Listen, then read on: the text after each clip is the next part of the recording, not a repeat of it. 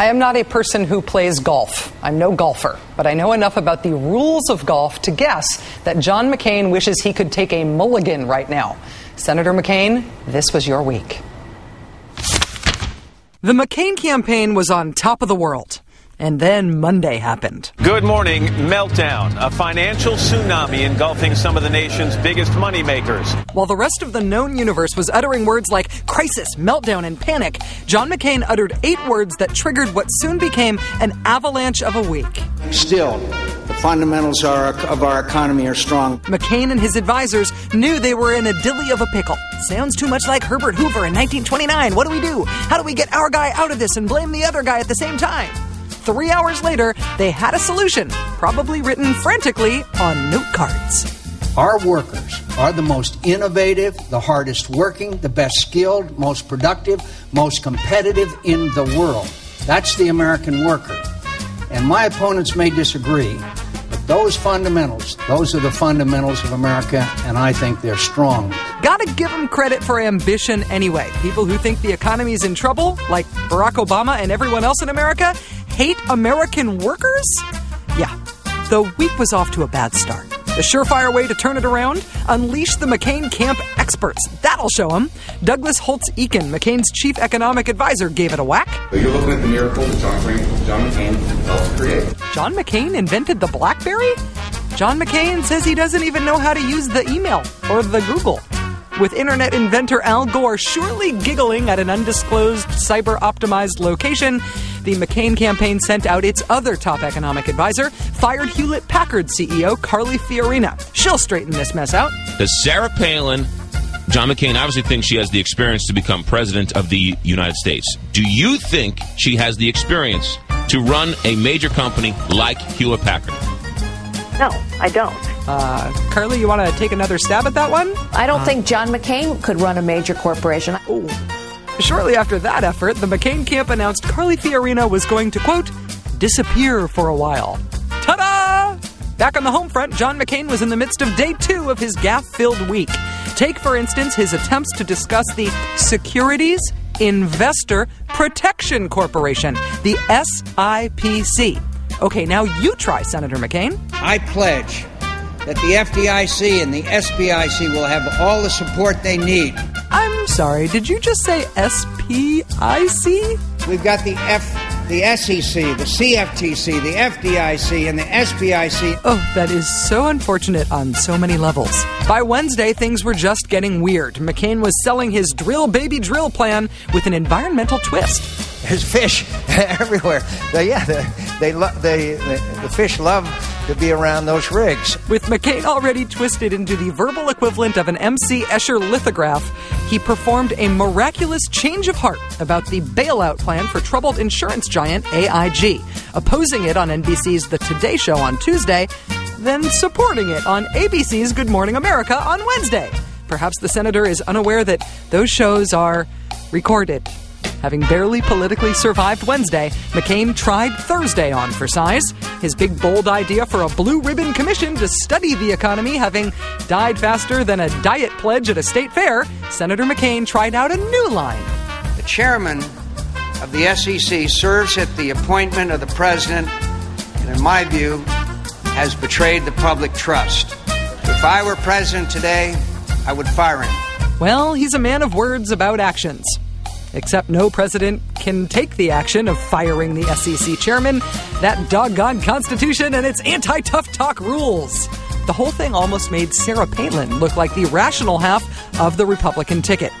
So much so that she attempted to turn that whole who's the running mate thing upside down. That's exactly what we're going to do in a Palin and McCain administration. Which brings us to today, to Friday, which brought yet another McCain gaffe on the economy. As he attempted to deliver his fire the SEC guy line again, he fell just short of his intended target. That's why I believe that the chairman of the FEC should resign. That's right, FEC Chairman Donald McGahn, you're next. Your crime? Heading a commission with letters so close to that darn SEC. There is good news tonight, though, a silver lining for the McCain campaign. This week is officially over, except for Saturday and Sunday. I'd like to welcome Anna Marie Cox, who's the Washington editor for RadarOnline.com and a contributor to Time Magazine. Anna, thanks for spending some of your Friday night with us. It's really good to be here, and I just want to say congratulations, Rachel, on how well the show is doing. And I just, as a viewer, really appreciate having an alternative to all the wrinkly old men and fembots that are on the other channels. Although I have been out with McCain, so I've seen a lot of both of those types. You know, lately. I think in my own mind, I am a wrinkly old man, so it's you look like a fembot to me. Oh, thank you. I think, yeah, okay. Well, my standards are different. So. Very good. You saw in the tape there and the stuff that we collected over the course of this week from the campaign trail. This just seemed like a horrendous week for McCain. I mean, at least from the studio in which I'm sitting here in New York, looking at the tapes, it just felt bad. I know that you were traveling with him this week. Did it seem bad out there, too? Oh, yeah. Oh. You know, there are some things that the bubble will protect you from, but the sort of the sloshing of flop sweat tends to work its way inside. So, yeah, no, I think the traveling press noticed that things were not going well. I think that today, maybe they felt a little bit better about today than you did. I think that the weekend started so bad. There was kind of no way for it to get... It hit bottom and stayed at bottom and then maybe crept up just a little bit. Do they seem mad? Do they seem energized? Do they seem demoralized? Oh, they are energized by their anger. That is what I would say. It's a very... they've never been a calm group of people on the McCain campaign, which I kind of like, to be honest. I like emotional people because they're fun to cover. But no, they seem pretty angry. They also, this is, I think, interesting. You know, you had a segment about their ad about Reins, and there's accusation or a question about whether or not there was intended to be kind of somehow playing a race card in that. And I think that I was trying to talk to the McCain people about this, and frankly, you know what? They don't care. They don't care what we think. They've stopped. Like, you and I could talk about everything they've done the past week. Yeah. It's a mistake. This is not going to matter to them.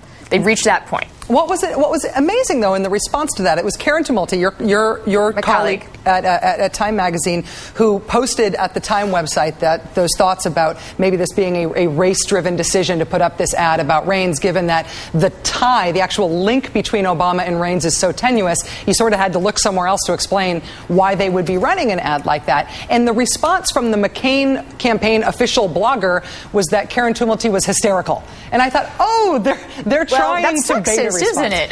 Yeah, they're trying to get called racist. They're trying to get called sexist because maybe they think that makes them look old school. Or I think there is just. I mean, I actually also want to say I do not think that ad was intentionally racist. I honestly do not, and that's based on conversations with them, and it's based on also the fact that they had another ad in the can already, the Jim Johnson ad, right, before they did this ad, and I think I've been told that ad was finished first, but it's still a misleading ad, definitely. And I think what you saw in that post from Michael Goldfarb, their blogger, is that they are ready to fan the flames of any controversy, because I do think that what they saw with Sarah Palin and the way the media treated her was how much that excited the people that were not excited before. Some of it has to do with Sarah Palin's, I think, remarkable charisma, and she's a great communicator. I don't think you can argue with those things.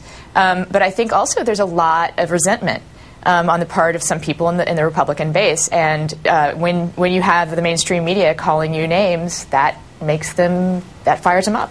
I'm going to start just talking about ornamental horticulture every day, so as to try not to help. Well, I was going to say, like, I mean, the thing is, like, what I kind of feel is it's unfortunate we get distracted into these arguments about whether or not that's racist, whether or not that's sexist, because there's so many good reasons not to vote for John McCain and Sarah Palin, like good substantive reasons.